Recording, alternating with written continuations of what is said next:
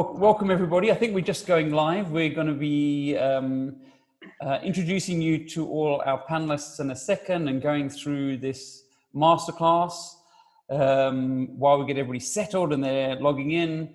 So I'm in beautiful Cape Town. It's a bit windy. I can see the trees fluttering, but you can definitely feel summer's coming. And I'm with my two technology thought leaders, Rob and Ronnie. So in the chat, just let us know where you're calling in from. I'm calling in Cape Town. Rob, where you sitting at the moment? In Johannesburg, boiling hot. Boiling hot. And Ronnie? Also boiling hot. I am in Benoni, just outside of Johannesburg. Okay, wow. Okay, so in the Future of HR Masterclass, we're joined by our partners, Oracle, and really trying to assist how HR can overcome some of the challenges of post-COVID. So I'm your host, Ralph Fletcher, moderator, CEO of Topco. And really just a quick agenda. We're going to be going through a bit of an intro about Topco, Future of HR, why we're doing this. Talking about tech for relevant employers. So how to become, what relevant employers are doing. We're going to be introducing our panelists, Rob and Ronnie, officially. We're going to be doing a couple of polls to get you involved, get your thoughts.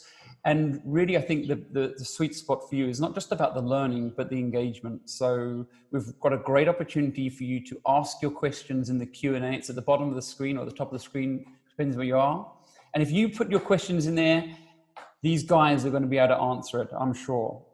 So just quickly, Topco's purpose is obviously to be the trusted network of top companies, startups, policymakers, and academia. So we're joined by some top guys from top companies today. Be careful about how much you're telling people you make, because we're joined by heavyweights from SARS and Old Mutual and all sorts of big corporates. So we're very grateful. So here comes one of the polls. Just a bit of a background as to Topco, some of the products that we do, you might be familiar with them. Africa Tech Week's happening next week, and we're joined again with Ronnie and Rob, who are going to be doing a presentation there. Top Woman, you've probably seen before as well, top performing. So those are just some of the products that we do. Just really talking about the Future of HR, we had our event earlier on in the year. In September, we had over 1,000 people participate. And really, it's a trusted network of employers of choice, top companies. And so we invite a lot of those, our community, to these type of events. So welcome. Many of you know Future of HR was voted for 3 years in a row, one of the top 20 HR tech events globally. So we're very proud of that. And I think it's because we have these sort of discussions where we give you insights and how technology can help you do your job better and become an employer of choice and relevant. I think what we're seeing is that the changing demands of both the employees. So, certainly it's sort of moved from, my paycheck to my purpose, from satisfaction to development. They want to be developed. From having a boss to having a coach, from an annual review to ongoing check-ins, and from their weaknesses to their strengths. And it really has become about their life as well. So, we're seeing that the shift in terms of the employees. We're also seeing a shift in terms of work. And so these are the top 10 trends that we found from the Future of HR, from those discussions. And, technology is central to this. So digital is point number 3. And so we're really going to unpack some of these issues today. So really it's about what emerging technologies are doing. The top 5 AI technologies, the impact of AI, how to ensure a safe return, understanding mental health, and how to prepare for the next COVID. We've also got a demo. It's almost top secret, but we've got some demos going, so stay for that at the end. It's going to be really interesting. I saw a quick peek.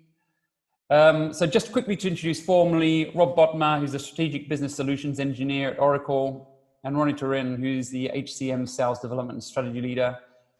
Rob is obviously a deacon as well in his weekend work. He's busy all the time. So Ronnie's the naughty one, I understand.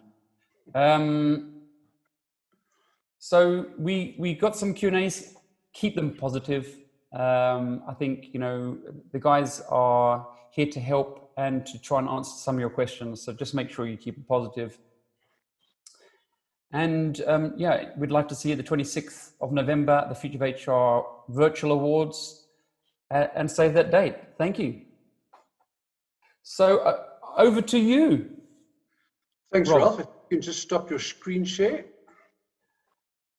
Did you get that? There we go. Thank you very much. If you can just verbally maybe tell me you can see my screen. All good to go. Excellent. So thanks and welcome everybody. So I just want to put up the agenda for today. So we've gone through the introduction. I'm going to do a presentation. We thought it's worthwhile just to talk about the technologies so that when we get to point 3 and start the discussion, those people who may be not aware of how technologies and these technologies are being brought into HR, the impact they're already having in HR, have a lot more background information, and then we'll do some closing. Any questions during my presentation, as Ralph said, pop them into the chat. And then from a discussion point of view, as the discussion starts, Ronnie and I will start a discussion. Any questions, input, feedback you would like, please feel free to add. So we're just going to look at this, this whole AI at work and just look at these emerging technologies, where they are, what they're doing. So the whole term of AI, I often find people use it, just the term AI, and they don't really know what we're talking about. And AI is really, I talk about it as a cover-all type statement. I mean, if we're going to start looking at analytics, predictive analytics, that's part of artificial intelligence. If we look at blockchain, another one, digital assistants, Internet of Things, machine learning. So these are different components and they can be used together, and it's sort of, these fall under this umbrella of artificial intelligence. Often people think of AI, they started getting the picture of Terminator, and that sort of idea of what they're thinking, what AI is about, and it's really not. And these are really business tools. These are really business tools. So analytics is playing a big role, and because HR and payroll have got huge amounts of data, just like finance, and analytics is a way of actually pulling not only a sort of putting the data into graphs, etc., but it's really around getting value from your data, insight. Blockchain, a lot of people think about blockchain, they think of cryptocurrencies, Bitcoin, but we'll talk about blockchain on how we see its role in HR. Digital assistants, I talk about that being HR 24/7, especially in today's world where we're all sitting at home. We don't have the opportunity to walk upstairs or downstairs to go and see an HR representative. So how do organizations actually handle that?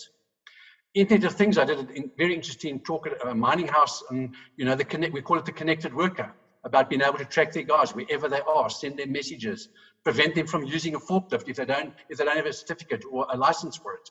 So it sort of leaps and bounds in this technology. And then machine learning, which is all around the algorithms, and that's really identifying patterns and trends. So I thought, just to start off, I've got 2 nice little videos I'd like to show you guys, and let's take this away.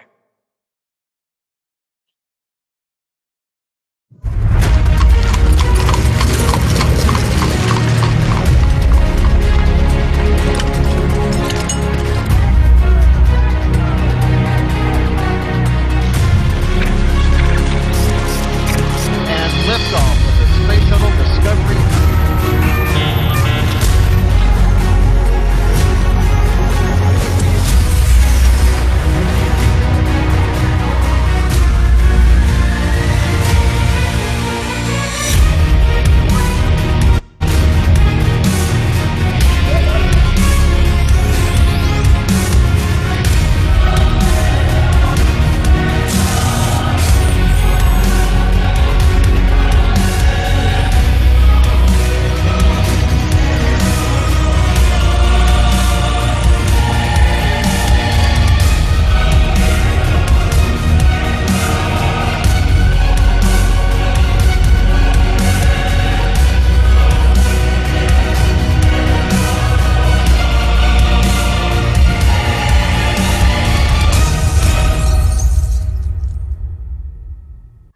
Okay, so one of the things from that video, and I mean, I think it's strange, and I can probably speak for Ronnie as well, that when we started our careers, we were talking with green, we looked at computers with green screens and punch cards, and if we look at where we are today in a relatively short period of time, so there's this whole exponential pace of change that's actually happening. when we look at it from these emerging technologies, one of the big things that actually happened is employees have overtaken the business environment. So the work environment used to be the place for technology. When my kids had projects, I had to wait to go to the office on a Monday morning to print out their projects for them. Or if they wanted something scanned or they wanted something printed in color.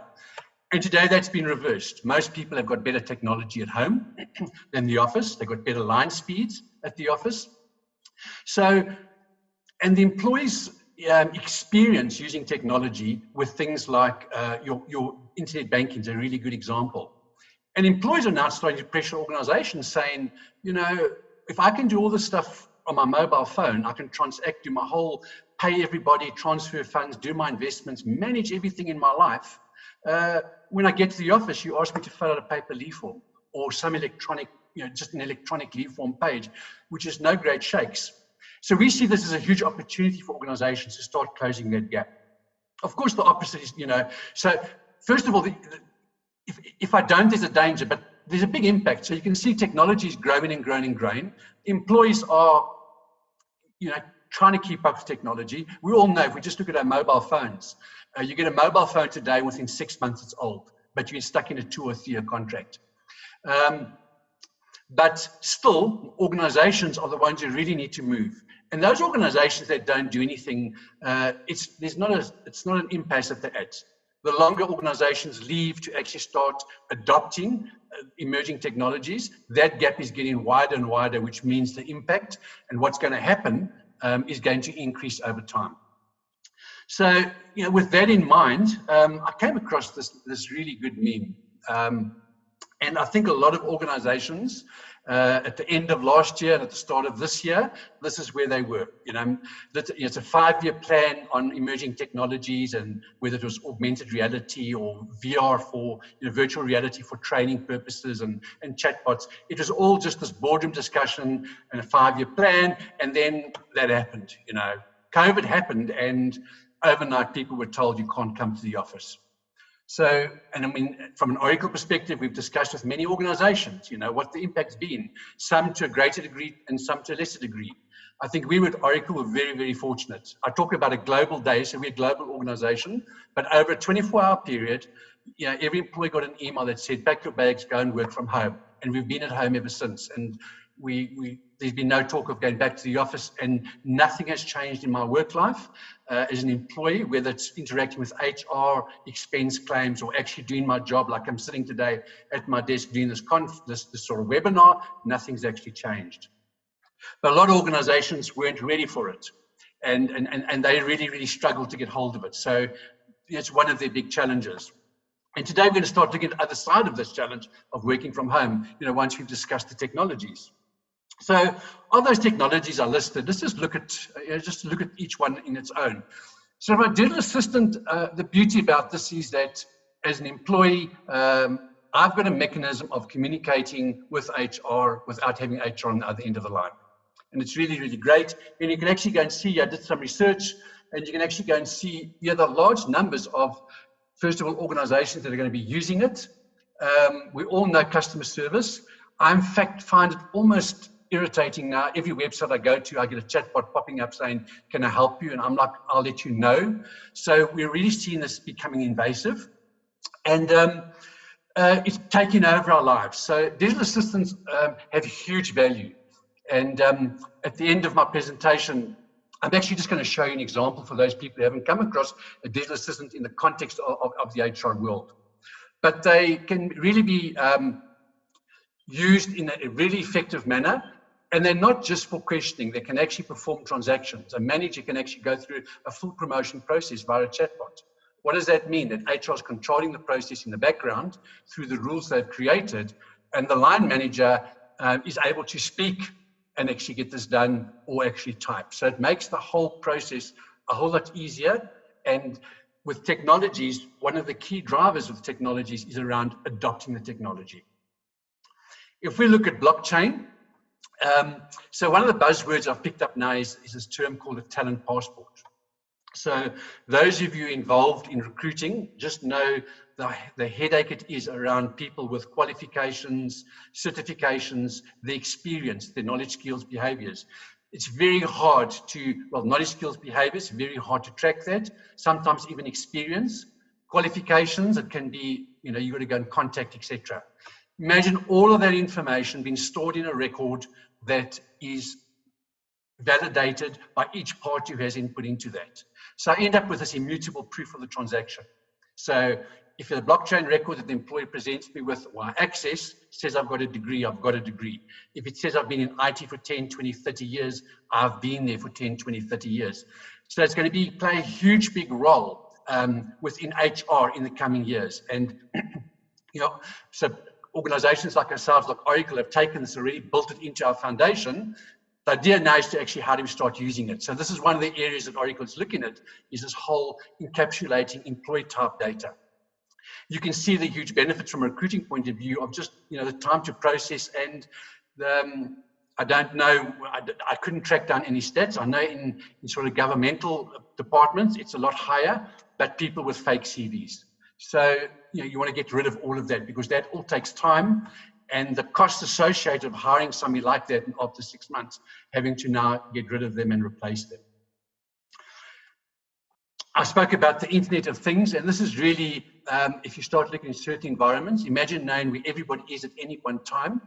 Imagine being able to control access to certain areas based on how the person gone through induction. Imagine if I could control the working of machinery through a person's training record. This is all possible today. Imagine that there's an employee walks past an oil spill and picks up their mobile phone, logs it, and then initially triggers a message to the team that would be working in that area to say, please don't go to that area, there's an oil spill. And another team actually gets a message to say, this is the GPS location, there's an oil spill, we need to initiate cleanup. So it starts looking at, from a health and safety point of view, it starts becoming a proactive way of dealing with it, as opposed to the focus on reporting, you know, recording and reporting of incidences. So we see a huge big change there. So we start looking at emerging technologies. It becomes means of providing information, but also collecting information. So organizations now start getting this information. I mean, hence the advent of 5G networks. If you can think of all these devices speaking to each other, the amount of traffic that's going to be required and the speed of it, you know, 5G networks become a business requirement. It's not just a way of, you know, streaming Netflix far quicker and smoother in 4K. It really becomes a business requirement. We start looking at, in your home, how many devices you could have connected, all of those communicating all the time. So from an analytics point of view, you know, one of the statements I like making is that data on its own is totally useless to your business.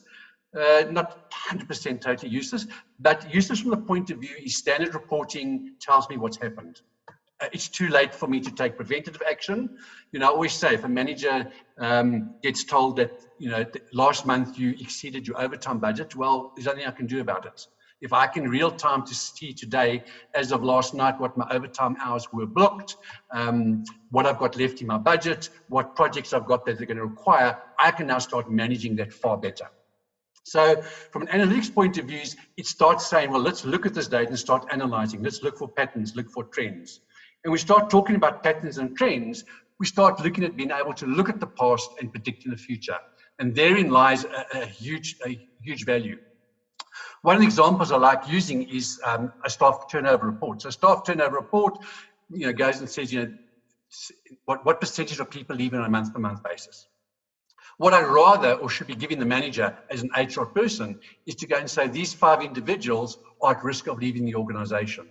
And the reason we're saying that is they fit this pattern of people who've left over the last couple of years, where it could be being on the same grade for a number of years, a limited amount of training, being in the same department with the same manager, the fact that they just got married, the fact that they've got 2 passports. So you can look at the various, many indicators. The system's looking at all of those and saying, over time, I'm going to build up a pattern of people who are leaving this organization. And based on that pattern, I'm going to start predicting people leaving. Therein lies huge value, because now a manager can start, you know, start doing proper talent management around succession and career planning for employees high at risk, as opposed to waiting for them to resign and then the knee-jerk reaction of, you know, offering them a promotion or an increase. So another way of looking at data. So hopefully most of you on the call, have had this experience. I know many youth wouldn't have, but driving around, I never forgetting when I started my career, my Map Studio book was always on my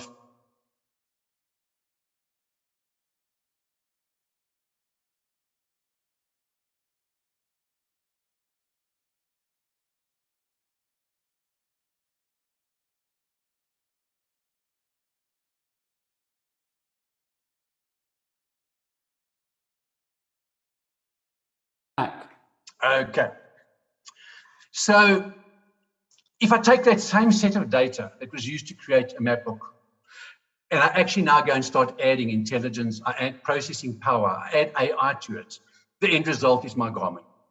And I mean, we all know, the Garmin and TomToms, when they arrived, they were these brilliant pieces of technology. When I spoke about that speed of technology and the pace of technology, we all know now that even Garmins and TomToms are at end of life, because this technology now resides in our mobile phones. But looking at what I can now do with this data, we all know that whether I'm using Waze or Google Maps, I now can the system can dynamically tell me that, don't go on that route there because there's an accident, or, let me warn you, on this particular road, there is a speed camera. So, and it starts looking at what route I'm taking on a continual basis. So I know I've always used the Garmin mainly for traffic. When I get into my car, it tells me immediately it's going to take me 18 minutes to get to the office, because it's learned over time at the same time every morning I'm going to the office. Therefore, it assumes when I get to my car Monday to Friday, I'm going to the office. And that's how accurate it is. Those people who use Waze know they'll prompt you to say, if you want to get your destination at 12 o'clock today, you need to leave now. So it's the same set of data. All we're doing is applying these technologies. One thing I like to point out, and I came across the statement over a year ago, we talk about these technologies, they're not invasive. When I use my Waze on my phone, or I'm using my Garmin, I don't invoke any of this technology. It's just there. I consume it in a different way. I don't have to go and invoke artificial intelligence or machine learning or predictive analysis. The device just goes and says, you're on a route, I need to tell you about something that's actually happening. So we talk about these really, really good technologies actually disappearing. They become part of our lives as opposed to things that we need to go and initiate. Another example, just from a data point of view, which I also like using, is data in the context of time. So examples, a good example is a newspaper, and today, and whether it's a newspaper, online or printed, if I go to Google News now, the information is very valuable. It's today's news, exactly what's happening. If I look at yesterday's news, there's pretty much no value. The value of, imagine if you could get tomorrow's news today, and that's where the value would be lying. I say to people, if I had tomorrow's news today, I'd buy my lotto ticket and this would be the last conference I'd be speaking at. But I'm not going to get tomorrow's news from that perspective. But in a business context, if I can start predicting what's going to happen, if I can start predicting based on previous years, how many people are coming through my shop floor, I can get the right manpower there. If I can look at different seasons in the insurance industry, what's happening, I can gear for that in order to provide a better service. So, so as a recap from a technology point of view, it's all around data and what we do with it and the processing power of these emerging techs. Two of the other sort of bylines we had when we started putting this masterclass together, and we started looking at from a different perspective. And one of those perspectives was around, what's this doing to employees? If we look at the whole COVID, what's it doing to employee health? So I may have some of these tools in place, I may not, and we're going to start, in an open forum, we'll start discussing what sort of organizations can do and have been doing. But there's been a lot of studies now on employee mental health. So Oracle ourselves, we did a study within our huge global customer base, and there's a stat that came out that 76% of people, believe that companies should be doing more. I know I've been attending after the first 2 or 3 months, people started stressing work-life balance and all that. And it doesn't help people tell me to have a work-life balance. And they keep scheduling Zoom meetings from 7 in the morning till 7 at night. And because each person is scheduling their own meeting, nobody's actually looking at the holistic view. We're all sitting at home, so nobody's looking at this consolidated view. we've put a poll up now, and it's a really good one to answer, because sort of to gauge, the sort of things about, very good. I've given you one answer, you were lucky. On sort of your perception of how COVID, you think it's impacted not only yourself, but the business environment. I'm just going to move this poll over. Rob, it's so funny, because we did a masterclass last week, and we found for international research that about 30% of people pre-COVID have mental health issues at work. So, which is quite staggering. So I would hate to think what it is post-COVID. So it's a real issue, right? Absolutely. And I mean, work-life balance to me was always a buzzword. It was always something, yeah. And I just know for myself, speaking of my own experience, and we'd like to hear some people's other experiences when we get to our forum, and I just know it was after a week after Easter, and I remember saying to my manager that the 4 days after the Easter weekend, I worked from my office and I never set foot outside my house. I just said it's not acceptable. I just said it was meeting after meeting after meeting, and I was so exhausted at the end, I basically slumped in the lounge, waited for my dinner, vegetated in front of the TV and went to bed and carried on the next day. And so it's something that organizations need to take cognizance of, and herein lies sort of this new role from an HR perspective. So, Ralph, have we got sufficient answers on our poll? Here we go. Okay. Here we go. It's coming. Excellent.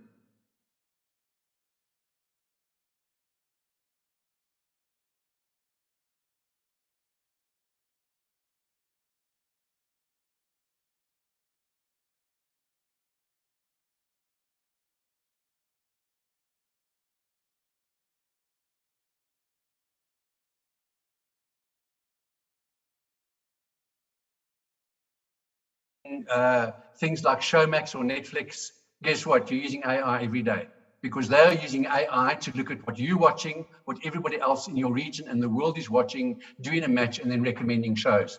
Pure AI, pure machine learning. Your Waze is doing that. Do yourself a favor, go and do an experiment. Go onto Google and go and Google something you have no interest in. Do a couple of Google searches, and then start noticing the adverts that start coming through on all your social media platforms linked to that you did a search on. So that's all machine learning. It's looking at this. So that's where all this information is actually coming from. So if we start looking from this health perspective, so if we look at the stress, and Ralph, to your point, so we look at this whole mental health of people, how many people it's actually affected. Okay, it's huge. And we get to some of the reasons. I've got a slide here where we start looking at some of the reasons. Why stress gone so up? I mean, surely one would think working at home would be less stressful. In a comfortable environment, I can take a walk in the garden anytime I like. I could be sitting here with a nice shirt on and shorts and sandals.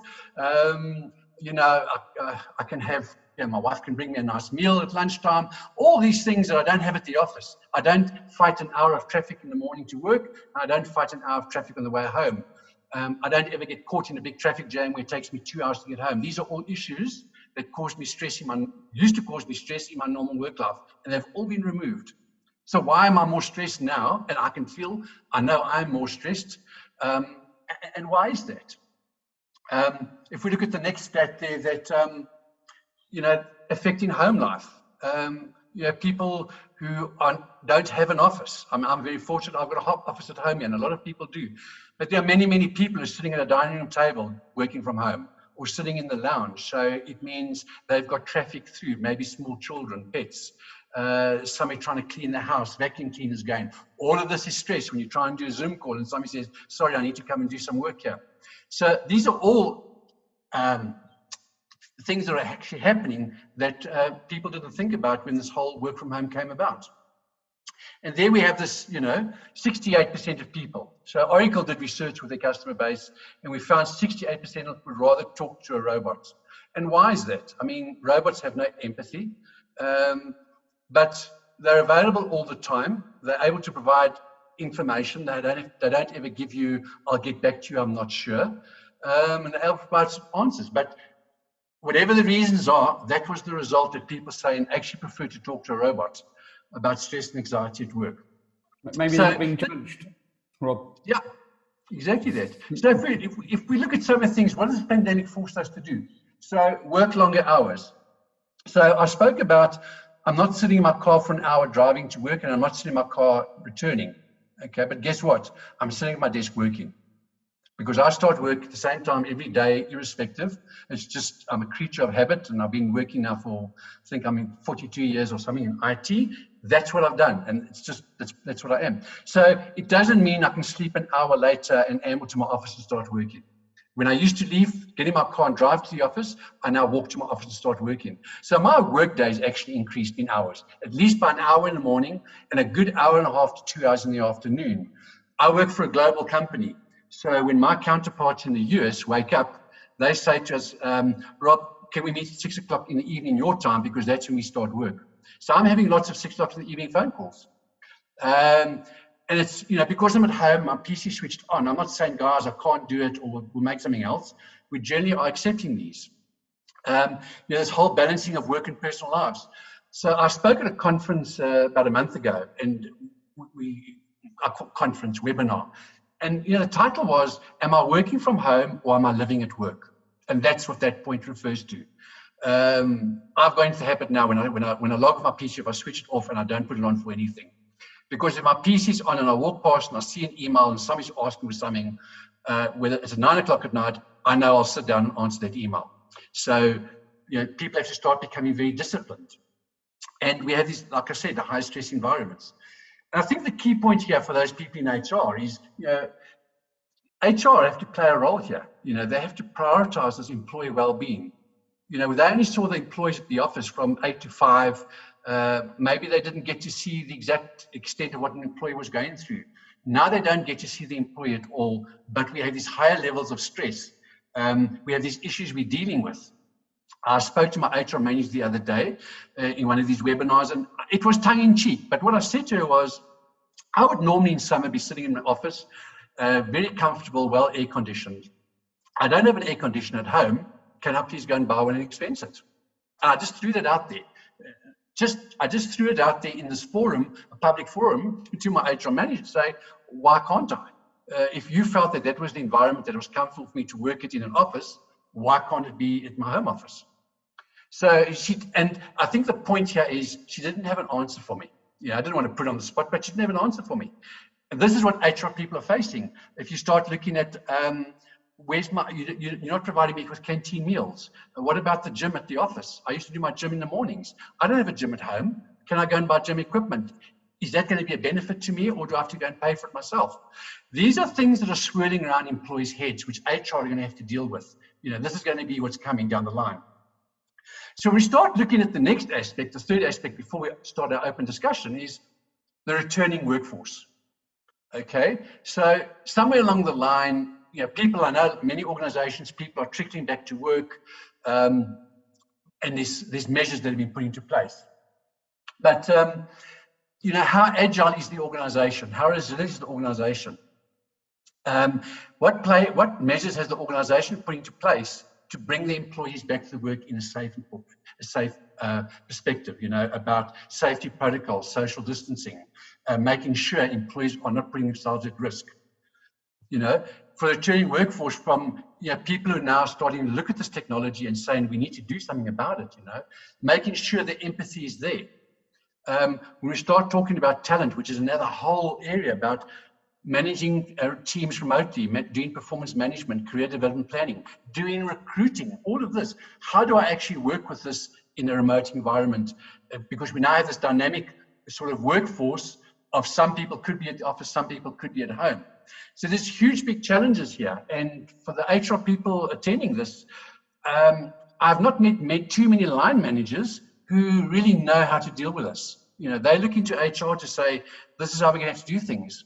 HR are going to have to look and say, is it now time to revise our policies and procedures? Is it time to relook at our benefits? Because we for years, a couple of years, we spoke about, you know, the new way of work. Well, guess what? We're in it. This is now the way of work. It's not the new way of work any longer. It's just pretty much the way of work. So in summary, what I want to do is, if we take all of this, we put it all together, I'd like to just share another video clip with you, which really shows all of this put together. Once upon a time, business as usual was often good enough. No more. Where we are going, good enough is dead.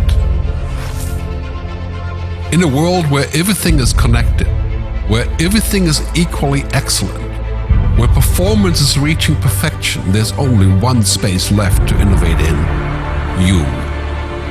Right now, you are a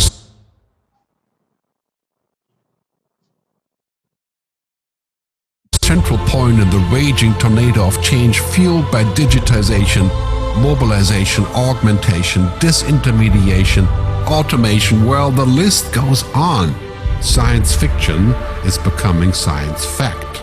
Think about self-driving cars or computers that can learn and think.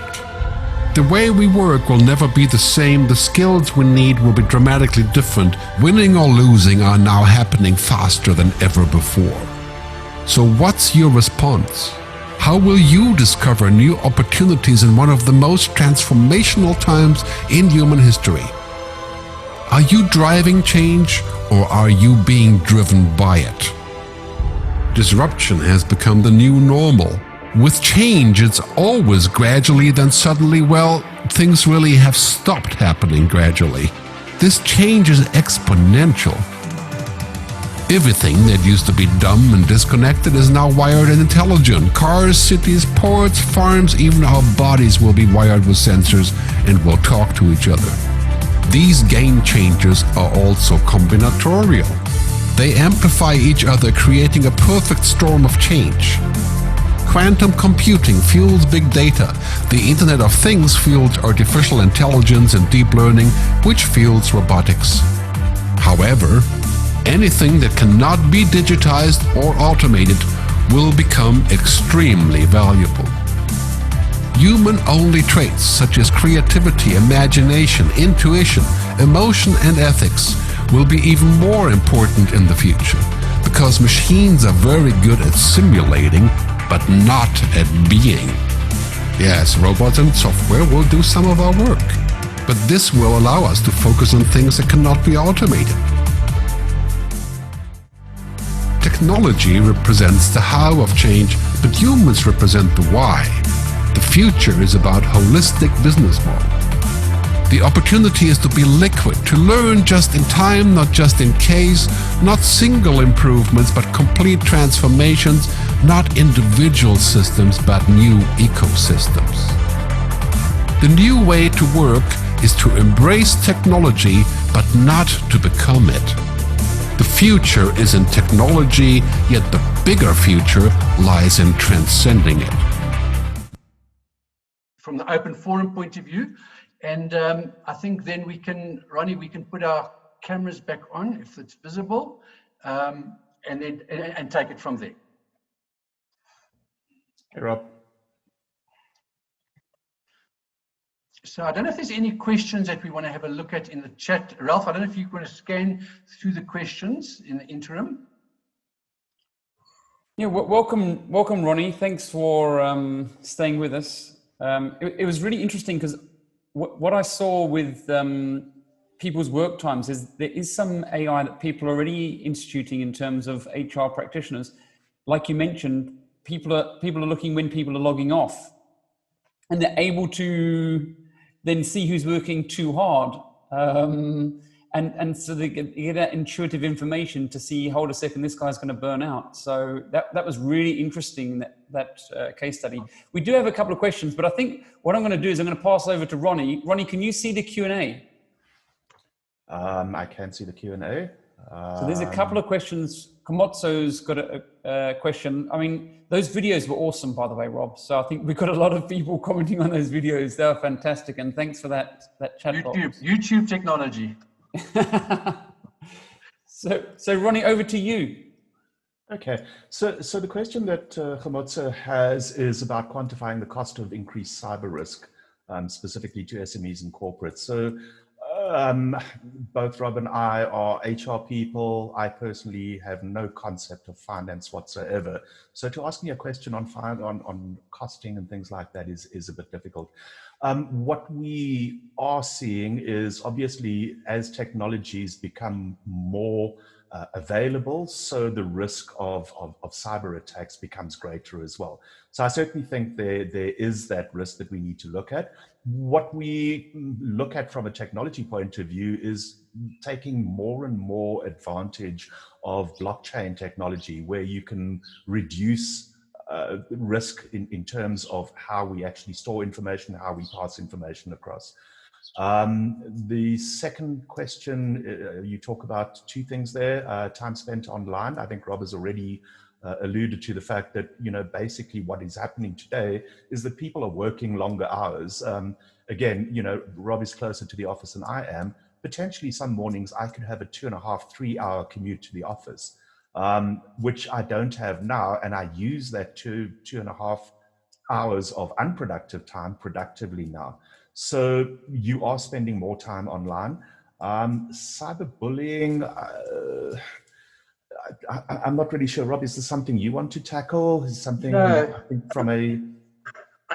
I don't quite know if people are online more, and I think where some organizations did find themselves trapped was they didn't have a secure mechanism for people to work from home and down into the office. So people, organizations that work remotely, you log in via your VPN, you're now in a secured, closed environment, but some organizations didn't have that. But we've seen this, whether it was COVID or not, the hacking and all that was all around people not having secured networks. But at one point I want to make, just back to the overworking. Some of the more progressive organizations are now actually putting measures in place. And one organization, I won't name, but they basically 1 day a week, no Zoom or Teams meetings are allowed. Okay, they're not allowed those, so they actually shut that component down. That's MTN. May not use it. So many years ago, some organizations started implementing a no email day. So for 1 day, they actually shut the exchange or email service down. So you never received emails and you could not send emails out. Because it's one of the questions, if that's what I'm doing all the time, I sort of pose the question tongue in cheek, but when am I doing my job? Okay, my job, I'm sure Oracle didn't employ me to answer emails 8 hours a day, but I could fall into the trap of actually doing that. Now, I know sometimes my knowledge, etc., is part of those responses, but, I challenge people around, when do you sit and think? We talk about strategy and all that. That requires thought. That requires research. I actually love working from home doing that sort of work because of the quiet environment. But Zoom meetings have just become this, I don't know, from the audience point of view, they've just become never ending. If I did show you my diary today, there are very few days where I don't have actually overlapped meetings. In fact, I have a Zoom meeting starting at 12 o'clock from an Oracle perspective, which I can't attend, but it's there. And at 12:30, I've got another one starting, tail in, until 5 o'clock this afternoon. And that's not how it works in the work office. In the work office, I'd be getting up and going to the canteen, or I'd go and stand at somebody's desk and have a discussion with them. That part of our work's gone, and I think that's part of the additional stress, where eventually it just becomes too much, but there's no outlet. I think sometimes at the office you can go and vent. You can go and say to somebody, I'm getting sick and tired of this. And so you just vent, you get it out, and they either mirror it back to you, they understand. We're sitting at home here, and I'm going to phone somebody, which is not the same. So it really adds to that stress levels again of people working from home. I think that leads, Rob, to a question that Refilwe has in terms of which systems and processes could one use as an HR practitioner to ensure that employees' work doesn't overlap with their lives while working from home. So, the concept that you mentioned about a no Zoom day or a no email day or whatever the case may be, this is something that from an HR perspective we can look at. One of the things that you touched on in your presentation a little bit earlier was this concept of, being able to, if you like, control what access people have to what systems based on where they are. And I think we're going to see that geolocation capability of monitoring where people are. And if you are in a certain place, where it is not conducive for you to be working, you won't have access to your work system. So, I think there are things like that we can look at, and using the technology to our favor to say, hey guys, it's Friday afternoon at 5 o'clock, you really should be spending time with your kids, or, taking your daughter to swimming lessons, or whatever the case may be, and knowing where you are, actually use the technology to prevent people from this burnout scenario that we constantly talk about. Yeah. Rafiel, I hope that answers your question. Absolutely, and I think more to that, I don't want an employee who's in a dangerous work environment.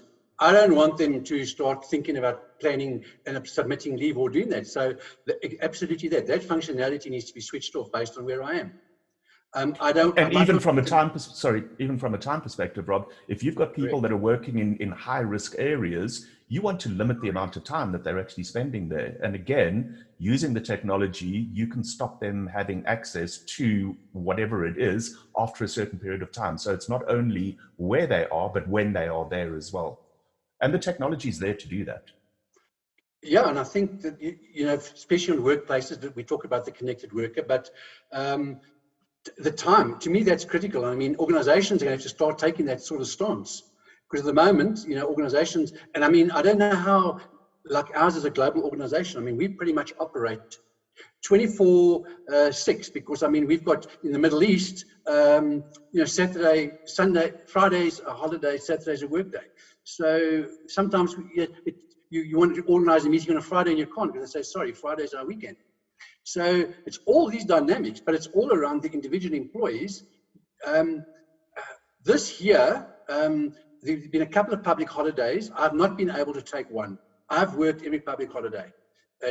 And I'm like myself, why? I'm working from home. This whole concept of working from home has changed. It's no longer this, I'm going to work from home because I've got to do certain things.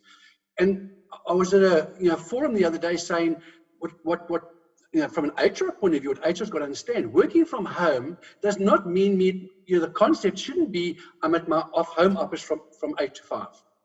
The concept of working from home is I've got to give you 8 hours work, but you know what? I've got to run my kids to school and back, and I've got to get to here. I'll give you your 8 hours, but they'll be in my time. I might carry on working at 10 o'clock this evening and do the other 3 hours. You'll still get your 8 hours from. And I think what's happening is that forced this 8 to 5, because that's when everybody's still doing everything. And that wasn't when the work from home was to accommodate people's doing things during the day, but giving those hours back to the organization. And I think that's pretty much seems to be lost in my experience. So I think from a business perspective, what we're seeing changing is that organizations are not looking at quantity in as much as they're looking at quality. Mm-hmm. So, I'm going to be measured on what my output is rather than how much time I spend in the office. So if I'm able, because of my many years of experience, to do a job that would typically take somebody 4 hours to do, and I can do that in 2 hours, the job is being done, the productivity is there, the end result of what the organization is looking for is there. Whether I do that at 10 o'clock at night, or I do it at 6 o'clock in the morning, or I do it at midday, is neither here nor there really, unless obviously there are deadlines that need to be met. But providing you meeting the deadline requirement and you are providing the output that is required of you, it doesn't really matter when and where you actually do it. So this whole flexi time concept that has been around for a long time is actually taking more and more strides into how we're going to do business going forward.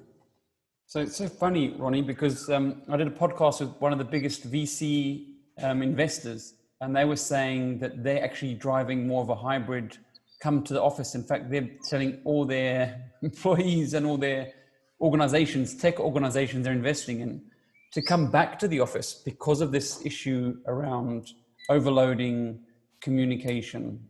What are your thoughts on that, this new hybrid way of working?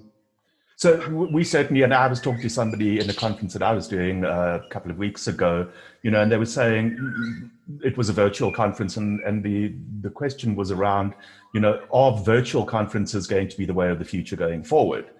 And my response to that was, you're going to need to have a hybrid. You know, it's all great. You're getting all of the information and the data, for want of a better word, that Rob was talking about a little bit earlier. You're getting all of that coming to you from a virtual conference, but you miss the ability to interact with people on a face-to-face basis, where I can, you know, go to Rob and say, hey, Rob, I really enjoyed your presentation. There was one particular point on there that blah, blah, blah. Have a conversation, have a cup of coffee with them, get to actually know people. And I think that combination is still going to need to be there. I see the likes of web conferences like this being very popular, and the fact that it can be recorded and I can go back at a later stage and catch up on something that I might have missed on is great. But that personal interaction, you know, we talk about the robots and things like that, and how we're moving away and almost going into a technology-driven world where people are becoming less and less important because the technology is taking over. The reality is, and I think, Rob, you mentioned it somewhere in your presentation, is that it really needs to be a synergy or a hybrid type of environment where, so one of the phrases, and it's a phrase that I actually hate, is artificial intelligence. There's nothing artificial about it. What we should be talking about is augmented intelligence. So how do I get that synergy? And I need to have both. So in a very long-winded way, Ralph, to answer your question, hybrid is going to definitely be the way. You are never going to completely get away from that human interaction. You are never going to get away from a scenario where the people in the organization, especially if you have extrovert people, not being able to have that interaction with each other. I remember in the initial stages of lockdown, a lot of our sales team were saying, hey, this is great. I'm spending more time with my kids and whatever the case may be. And after a couple of weeks, they were saying, I desperately want to go out and see my customer, have a cup of coffee with them, have a chat. I cannot deal with this remote socializing. It just doesn't work for me. And they become incredibly frustrated. Yeah, so a long-winded answer to your question. And I think it's going to be, because one of the questions I asked as well is that, you know, if you're in a team, you know, imagine I travel all the way to the office to attend a meeting, and then there's 3 people sitting at home attending that same meeting, and I'm thinking, well, why am I here? So there's a whole lot of dynamics around how we're going to do this, but it's going to be a hybrid, and I think over time, newer technology is going to come in to make this thing easier and better. But to Ronnie's point is that the personal side, you know, we run a big risk by ignoring that. I mean, we are social beings, and technology is great to a point, and there was a lot of research done about the extra effort it takes to do a Zoom meeting, if it's just a one-on-one, than if I was sitting in a room with a person. So there's a huge amount of extra effort on your brain, everything. It's a lot more. So again, it's just adding to that stress component we spoke about. I see there's a question, which I think we can address. Do you have a working examples of blockchain used for skills and credential storing? So there's a longish answer for this. So the challenges we face around this whole blockchain is, you know, all the universities, for example, have got to get together and say, we're going to adopt this technology. We are going to use this, you know, this the blockchain, the ledger technology. Let's start using it. It's not something an organization can do in isolation. So, you know, the blockchain record's got to be set up. You've got to have all these participants participating in it, and then you can start doing it. So from an Oracle point of view, we know we have the technology, and we started already in supply chain, where you've got, you know, people can track goods along the path. So it's coming down the line because it's been seen as a necessity. Okay, it's coming down the line, but it's a lot more difficult because I had an organization that said to me, you know, if an employee joins us, can we have all the history information and all that? And I said, yes, you can, but I want to ask you one question. When an employee leaves your organization, are you prepared to give them all that information to take to the new employer? And it may be a competitor. And they said, maybe not. So I said, well, until the organizations get together and controlling bodies get together, we just provide a mechanism. We just got an enabling tool. So it's a lot bigger thing to get together. If you think of all the schools in South Africa, when the person gets grade 12, they need to go and add that to this individual through their ID number. They've received grade 12, which the university then picks up to say, okay, you've got the right grades in order for a matric university pass, etc., etc. So it becomes a whole chain. And those are the steps that have got to be put in place. And there's no doubt work being done on it. Oracle provides the enabling tool to say, guys, we've got blockchain technology, you can subscribe to it and you can use it, but we can't dictate from a body's point of view. Oracle has created and joined certain bodies around this, but they're in early stages. Okay. So here's an interesting question that came up in the chat rather than in the Q&A from Farai, I think it is. Working from home turns out to be more productive. There's so much distraction and movement at the office. I always feel that effective working time is around 4 hours. Do you see the average working hours reducing because of the technology? So to answer that, I don't think so. I think the way we work is going to change, but not necessarily the amount of hours. I think I mentioned a little bit earlier, it's going to become more around the quality rather than the quantity. So again, depending on what it is that you are required to do, the level of your experience, et cetera, that will determine how much time you spend on it rather than actual working hours being reduced.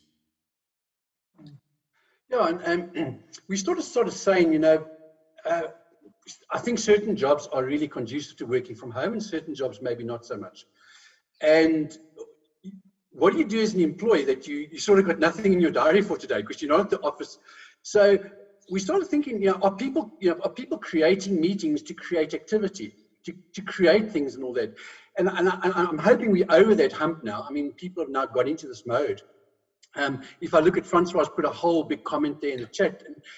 And really, this is where organizations have to start taking steps. And this is where HR have got to start saying, guys, we are going to institute a new meetings policy. Okay, because this head-to-tail meeting thing is just ridiculous to run across. I know when I started complaining and I started feeling stressed about it, what I did is I booked 12 to 1 in my diary every day, and I booked it as a meeting for lunch. The problem is, if I've got a colleague that goes and books a meeting from 12 to 1 because they need me to speak to a customer or something, now I have this dilemma. I can't say I'm not prepared to speak to the customer. My problem is at 1 o'clock, I've got another meeting. So, some days I would sit and quickly wolf down a sandwich between disconnecting one Zoom to the other. Now, it's a bigger role for HR to say, guys, we can't do this any longer. Okay. We need to control this. We need to have this instilled discipline. And it's got to come. It's got to have the support of the executive. I think, to Ronnie's point there, we want quality from employees. I mean, if I start, if I can increase quality, never mind the quantity, if I can do a real quality job working from 9 to 3, everybody should be happy with me. And having an hour and a half lunch. Everybody should be happy with me. And I think a lot of people will struggle. There's a lot of people who may be old school, who like to see the employees at work from 8 to 5. And why are you leaving the office early? You need an excuse. Why is the reason? You need to ask permission. I think those people are going to be struggling because that's not the environment we work with any longer anyway. You talk about that, Rob, and it was interesting you were talking about the survey that we did specifically around mental health issues and things like that. What struck me as interesting coming out of that research was the fact that it was impacting the younger generation more than it was the older generation. And it's something that I'd like to just go into a little bit more depth onto, to understand why that is. And I think for me being from the older generation, you have got into a work lifestyle and you understand what it is that you need to do, when you need to do it, why you need to do it. And I think the new generation that are coming into the workplace that haven't necessarily built that work lifestyle into their lives. And because of the fact that they don't have the routine, you were talking about the fact that you still get up at the same time every morning and you walk to your office, which happens to be a couple of steps rather than a 20-kilometer drive, you're actually looking at it and saying, well, I'm in that routine, I'm in that mode. I can, for me, the change hasn't been as dramatic as it has been for the new generation who are still finding their feet in that. I don't know if you have any thoughts on that, Rob. Yeah, no, absolutely. And I think, when I started work, the third time you got to work late, you were fired. I'm not lying. And being work on time meant you had to be there 15 minutes early. That was the rule. And the third time you weren't there 15 minutes early, you basically marched to HR and you were fired. That's how I started my career off.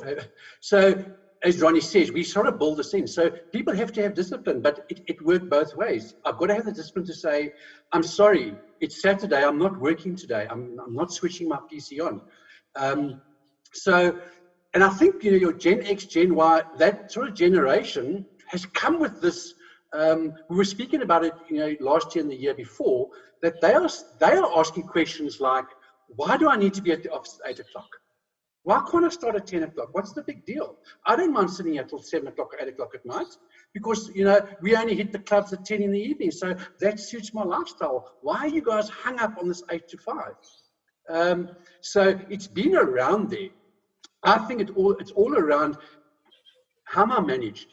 If people manage me on my output, then it's easier for me to adapt into that environment. If my manager is saying to me on a Monday morning, Rob, I'd like to see your diary. What have you got booked? Why have you got nothing booked for tomorrow morning? Now I've got pressure to find, that's quantitative. It's not going to do anything for anybody. So, and that's why I raised one of the points is, line managers, certain line managers will struggle with this. Certain line managers will struggle with this because, the way I managed you is when I got to the office early because I was the manager, I saw you walk in at 8 and I saw you leave at 5 and I was happy you were doing your job. What you did in the day, if there wasn't a measurable deadline, didn't matter to me. You were doing your job. And I think what we've lived through now with the pandemic has forced people to change. And as Ronnie says, I think it's been easier for some than for others. It really has. And just that previous poll there where the bulk of the people said they're more productive at home. The only question I'd like to ask in a devil's advocate, are you more productive because you're working more hours? In other words, you're getting more done? Or are you getting more done in either the same or less hours? Because that is the true measure. The fact that you're now working for 2 hours longer because you're not traveling to work, so you should be more productive if you're not traveling in your car. And if you are working those longer hours because the only time your boss can speak to you is at 6 o'clock this evening because they also got back-to-back Zoom meetings with their bosses, then are you actually being more productive? That would be the sort of question I would throw in there. All you're doing is working more hours. You're not being more productive per se by producing more in less time. And I mean, for years now, we've heard we expect more from less. We need less people but to produce more. So I'd like to just throw that out there. I mean, for anybody who wants to comment on it, to participate in that poll. Yeah, it's actually interesting. A lot of the talk today has really been around the productivity side, specifically if we look at the impact of the pandemic and things like that, and are people being as productive? And the polls are suggesting that being at home, I am more productive. But as you say, the question is, in reality, am I being more productive or am I just spending more time doing things for the sake of doing things so that my boss can see I'm on a Zoom call with him at 6 o'clock in the morning and I'm still on another Zoom call with him at 5:30 in the afternoon. And he thinks, wow, this guy's really working hard. The reality is I'm not. I'm having a meeting for the sake of the meeting. So, it's not necessarily more productive. And I think what's going to happen, we start looking at productivity and looking at that in relation to performance. The way we measure things is going to need to change as well in terms of what is it that you're actually doing and how effective are you at doing it.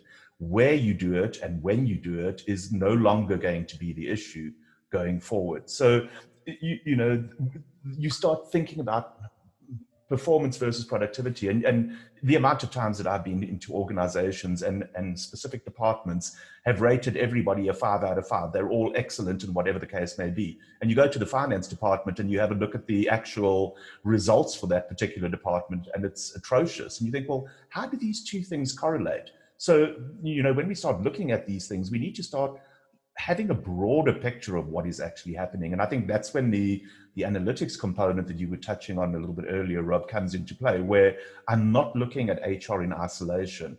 I'm looking at my business and what is the impact of things that I'm doing on my business in relation to productivity, in relation to performance, in relation to engagement, et cetera, and taking each of these things in isolation is not giving me the true picture. And the beauty of the analytics is that I can expand across all of the different aspects.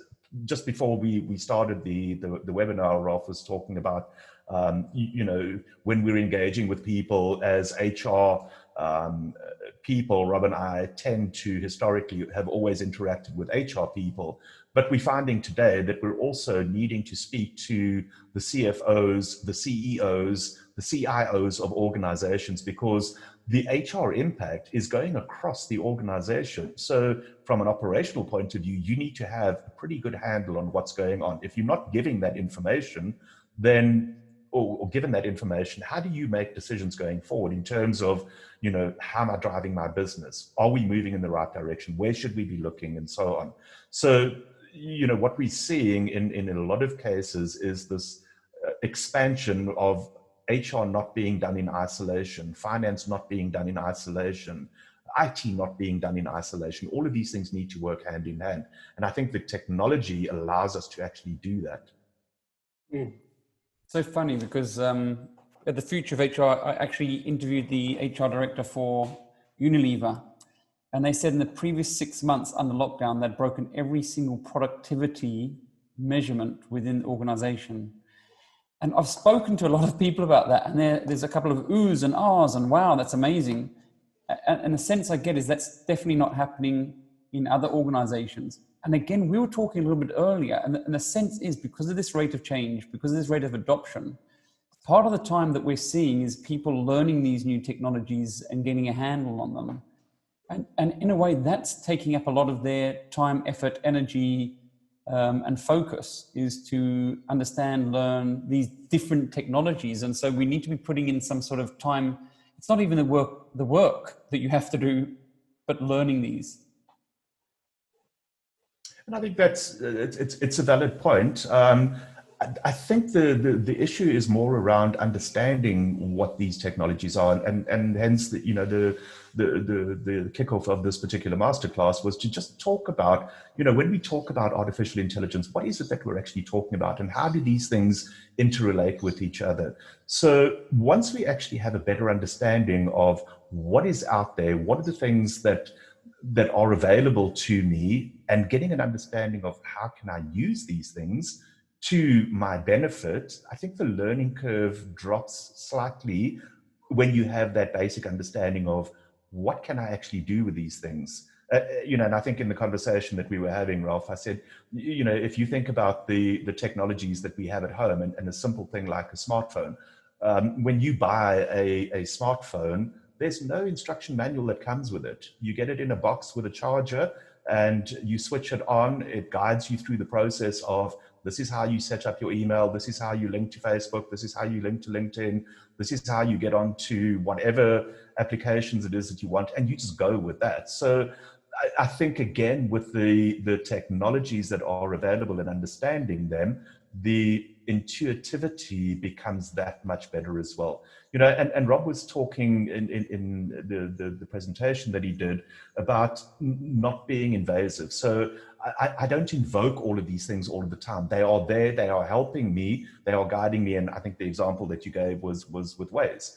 It's saying to me, I recognize this is the pattern that you actually follow. This is typically the sort of traffic that you're going to encounter. And I'm going to suggest an alternative route. I don't have to take that alternative route. I can still go my normal route to work and get stuck in traffic.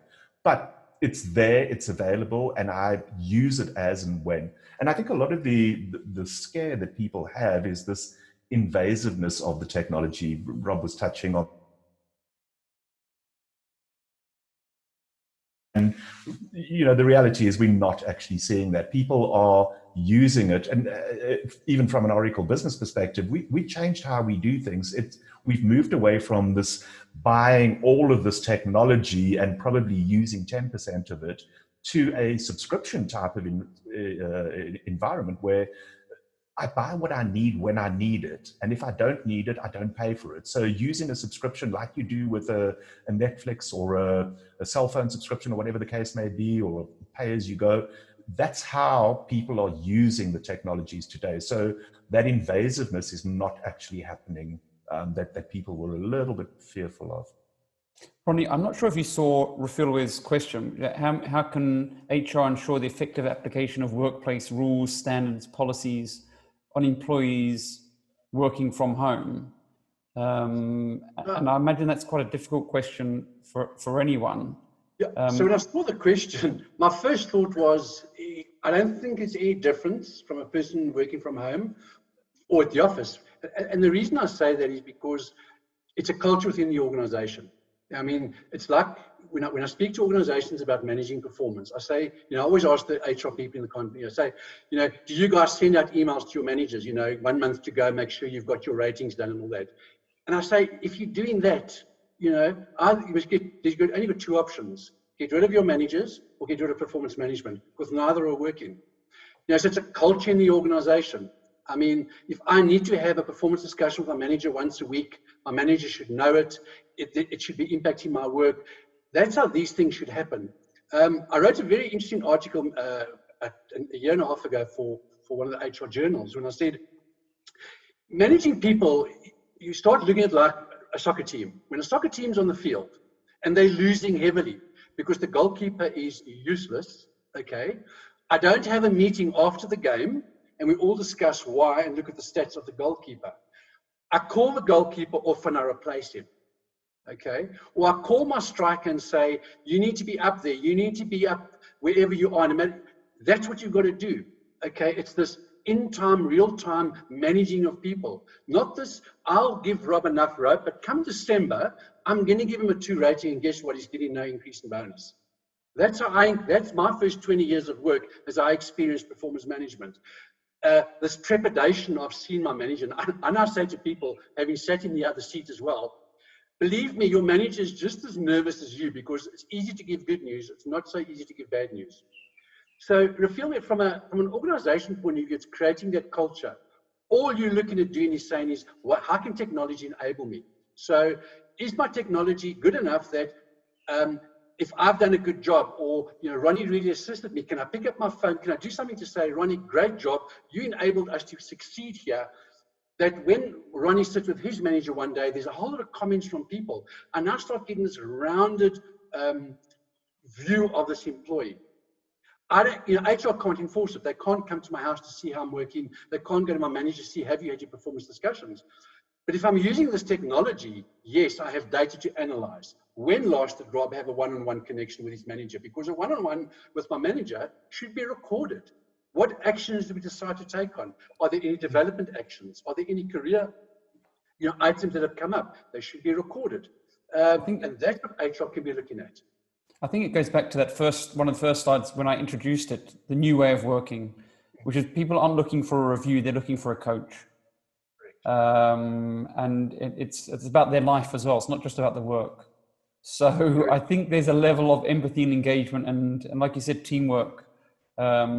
If the goalkeeper's having a tough time, the defenders, the attackers, the midfielders need to do more to help them. I know that, Rob, you've got a video that you wanted to play quickly. So I don't know if we want to go to that quickly. And then let me put it on. And so this is a video. So just a couple of points about this video. It's an Oracle video. We made this video about 2 years ago. And what we said is the current technology, which we've been speaking about today, it's more advanced. If we took all this technology and put it together, what would it actually look like? So there's nothing in the video that isn't achievable or usable today. We just said, let's put it all together and show the day in the life of what it would actually look like. So let me play it. Okay.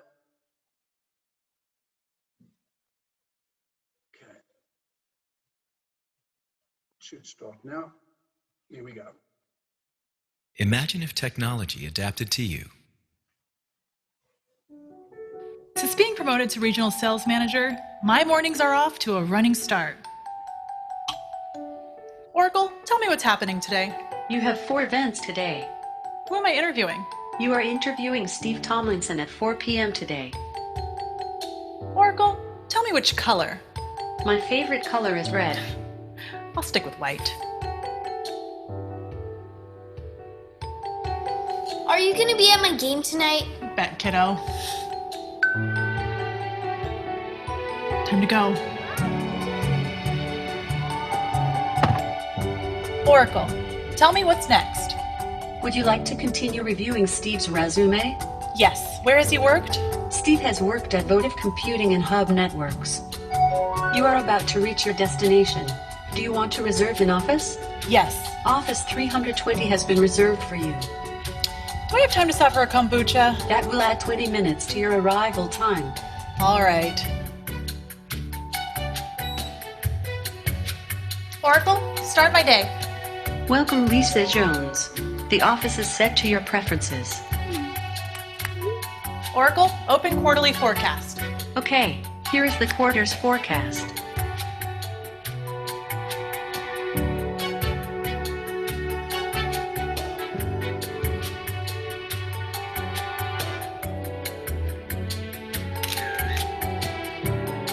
Thanks, Rob. That's really great news. Nope, we'll send the documents over right away. No need to stay late. All right, take care. Oracle, start opportunity for Rob Barker. Done. Would you like to review your meeting details? Yes. Here are the agenda items for the meeting. Quarterly forecast snapshot. Sales talking points. And by the way, it is Sally's birthday. Anything else? Are all required attendees present? All required attendees accepted. Happy birthday, Sally. Thank you. Oracle, start my meeting.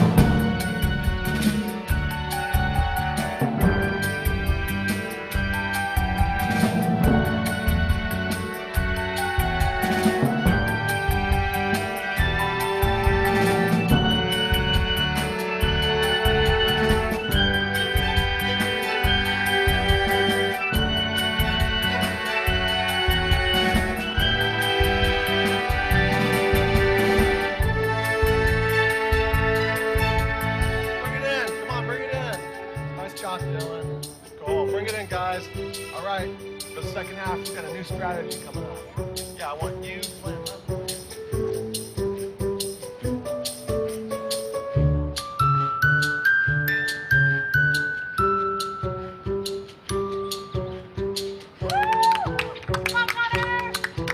Coriander seed, cinnamon, paprika, and a number of other spices. You can also buy Moroccan spice blends pre-made if you want to.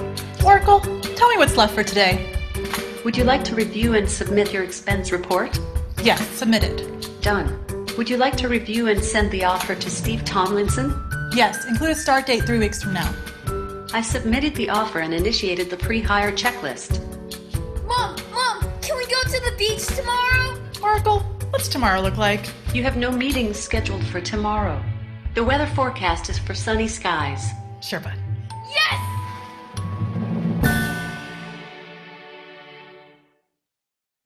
There we go. So, and that was over 2 years ago, and some of this technology has improved already. That was going to be my question. How long do we see that as a reality? It looks like a movie, but like you said, some of it's already here. Absolutely. I mean, we're all using smartwatches. The whole QR code thing we actually use, the digital assistant speaking to it, that's all in play. The RFID tags, that I can have, it registers when I walk into a building, I'll put my employee number there for a meeting room. That technology is all in play. And it's a matter, this is sort of like the utopia of putting it all together. But if you start thinking of this now in the context of COVID, because this is now starts happening remotely, especially around the recruitment thing, the meeting process, the discussions, the recording of all the different interviews, etc. So no new technology, but you saw there's no sort of futuristic stuff. It's actually just putting it together. We've used Siri before. We've got our own voice recognition now at the moment that Oracle purchased, one of the top voice recognition companies in the States, which we now use our own technology. Wow. Thank you so much. As Rob pointed out, it's all, this has been around for the best part of 3 years already. There's nothing that everybody looks at and says, you know, this will be great in 10 years time or 20 years time to be able to live like that. It's not futuristic at all. This is reality today. Wow. So thank you to all our participants for your questions. Thank you to Ronnie and Rob. It was great spending time with you. We're going to see you next week again. Yep. We'll obviously be sharing some of this content with you, the stuff we can share. You've got people's connections on LinkedIn. I encourage you to reach out if you've got any further questions. And thank you all very much for your time and your energy. Thanks, Ralph. Thank you, everybody. Thanks, Ronnie. Thanks, Ralph, for hosting us. Pleasure. You made it easy. No, I've done my job. Can I take the day off? You can. Productivity is up, Rob. Yeah. My next Zoom meeting starts at 1. Good luck with that. Yeah, thanks very much. Thanks, guys. Cheers, guys. Cheers. Thank you, everybody. Bye-bye. Bye. Bye.